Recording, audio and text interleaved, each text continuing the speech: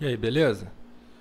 No vídeo que eu postei anteriormente, eu deixei esse probleminha aqui para resolver, porque a solução dele depende de uma função onde não dá para isolar a variável. E aí eu estava comentando a respeito de calcular a raiz de uma função por métodos numéricos, então eu vou ter que usar essa planilha aqui para encontrar a solução desse problema. Ele tem aqui dois retângulos, a base é L, a altura é H e a largura é F. Eu preciso saber quanto vale esse tamanho aqui. Então eu coloquei esses valores só para a gente ter como trabalhar, mas a ideia surgiu a partir do desenho de uma treliça. Então imagina que você precisa desenhar essa treliça e ela é feita de perfil I com cantoneira. A largura da cantoneira é definida pela AB, então seria aquela cota F. E eu quero saber qual tem que ser o tamanho dela para caber certinho aqui dentro desse vão. Então, se eu quiser visualizar melhor, eu posso tirar aqui a imagem, que vai ser essa, do retângulo de dentro, cabendo aqui certinho com os cantos encostando no retângulo de fora. Então, para resolver isso aqui, é importante entender uma coisa.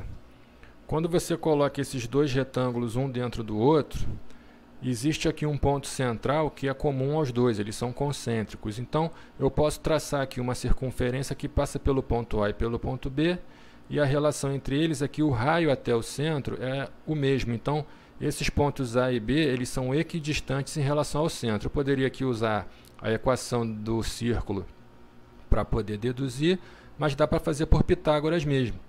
Então, a gente tem aqui a dedução do valor desses catetos. Então, se essa lateral aqui toda é H, então até o centro eu tenho H sobre 2. E se aqui tudo é L, até o centro eu tenho L sobre 2. Então, eu tenho aqui esse triângulo, que vai até o ponto A. Eu tenho aqui esse triângulo que vai até o ponto B. Então, está aqui o triângulo do ponto B, o triângulo do ponto A. E eu ainda tenho mais um terceiro triângulo aqui, onde eu tenho aqui esse valor de F, que é o valor da largura da minha cantoneira. Então, esse cateto vai ser H sobre 2 menos A. Esse outro cateto aqui vai ser L sobre 2 menos B. E aqui a gente já viu a lateral H sobre 2. E aqui, esse cateto aqui, L sobre 2. Então, fazendo por Pitágoras, eu posso identificar aqui esse cateto de A ao quadrado mais esse outro cateto de A ao quadrado igual a hipotenusa. E aqui é a mesma coisa, o cateto de B ao quadrado mais o outro cateto ao quadrado igual a hipotenusa. Como essas duas equações são iguais a R ao quadrado, eu posso igualar as duas e depois é só distribuir aqui as potências. Então vai ficar o quadrado do primeiro menos 2 vezes o primeiro pelo segundo mais o quadrado do segundo. E aqui eu tenho esse aqui ao quadrado. Aqui é a mesma coisa, o quadrado do primeiro menos 2 vezes o primeiro pelo segundo e o quadrado do segundo, mais esse cara aqui ao quadrado.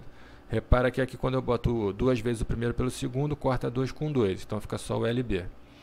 Então aqui eu posso reparar que L ao quadrado sobre 4 se repete, eu posso cancelar. Aqui H ao quadrado sobre 4 também se repete, eu posso cancelar. Então só vou ficar com menos H ao quadrado. Esse LB aqui, quando ele vem para cá, ele muda de sinal. E esse menos B ao quadrado, quando vem para cá, ele muda de sinal. Agora eu tenho uma equação com duas variáveis. Eu preciso saber o valor de A e o valor de B. O H eu já conheço e o L eu já conheço. Então eu vou ter que ter uma outra equação para poder substituir. Então o que eu vou fazer é usar esse terceiro triângulo que está aqui, pequenininho, onde eu tenho aqui o valor de F, e aqui o valor de B e aqui o valor de A. Então, fazendo Pitágoras aqui, eu vou ter o A, o B e o F.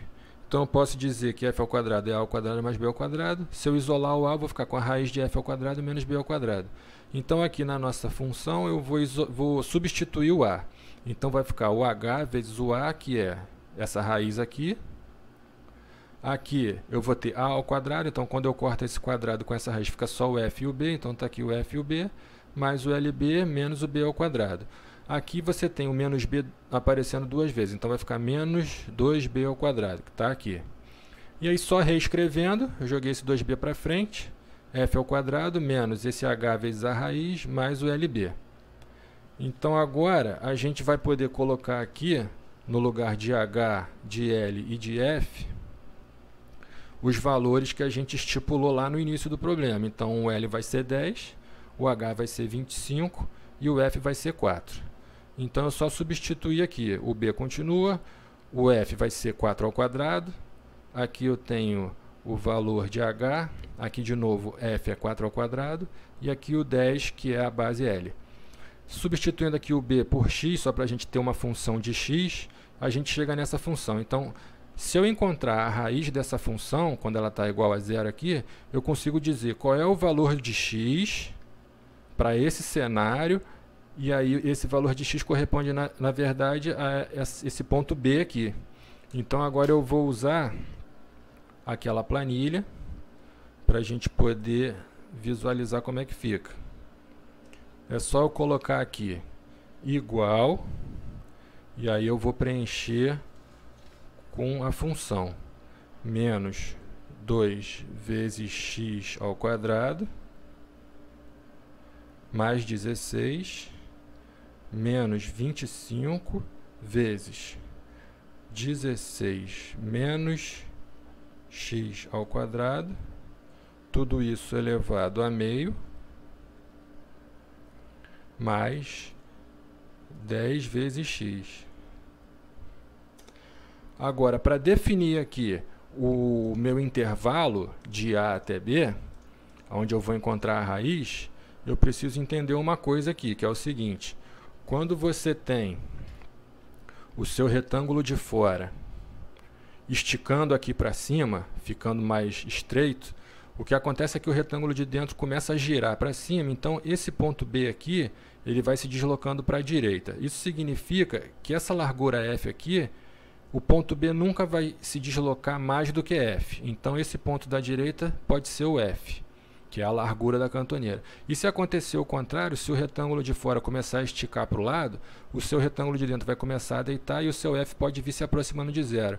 Então, na hora de eu procurar a raiz, é só eu procurar ela entre 0 e F, que ela vai estar sempre aqui dentro. O meu F nunca vai passar, o meu ponto B nunca vai passar a mais do que F e nunca vai vir para menos do que 0.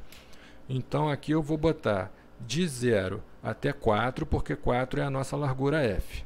E agora eu vou pedir para calcular. Ele chegou aqui no valor de 3,875. Então, agora com esse valor, eu consigo calcular o resto. É só eu considerar que aqui o B é 3,875. Se aqui a minha base era 10, então eu consigo achar esse lado daqui.